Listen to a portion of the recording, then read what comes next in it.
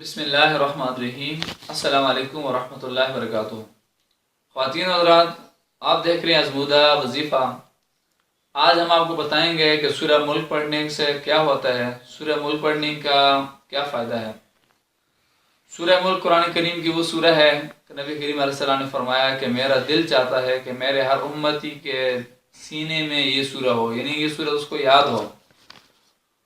اور سورہ ملک پڑھنے سے یہ ہوتا ہے کہ جب بندہ سورہ ملک پڑھتا ہے، کہا گیا ہے کہ جو شخص عشاء کی نماز کے بعد اس سورت کی تلاوت کرے گا تو وہ عذاب قبر سے محفوظ رہے گا۔ اور جو شخص مقروض ہوگا، یعنی جس کے اوپر قرضہ ہوگا، تو اگر وہ اس کو پڑھتا رہے گا تو اس کا قرض جو ہے وہ ادا ہو جائے گا۔ اور اس کی تلاوت سے رزق میں کشادگی بھی ہوتی ہے۔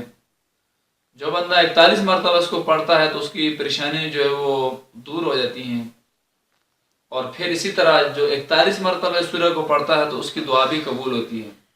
جو شخص یہ چاہتا ہے کہ اس کی دعا قبول ہو، وہ شخص مستجاب ہو، مستجاب الدعوات ہو، اس کی دعا قبول ہونے والی ہو، یعنی اس کی کوئی دعا رد نہ ہوتی ہو، تو اس کو یہ چاہیے کہ وہ سورہ ملک کی تلاوت کیا کرے۔ 41 دفعہ کا کہا گیا ہے، تو آپ بھی اس کو آزما کر دیکھ لیں، تو انشاءاللہ آپ اس سے کے پڑھنے سے مستفیض ہوں گے۔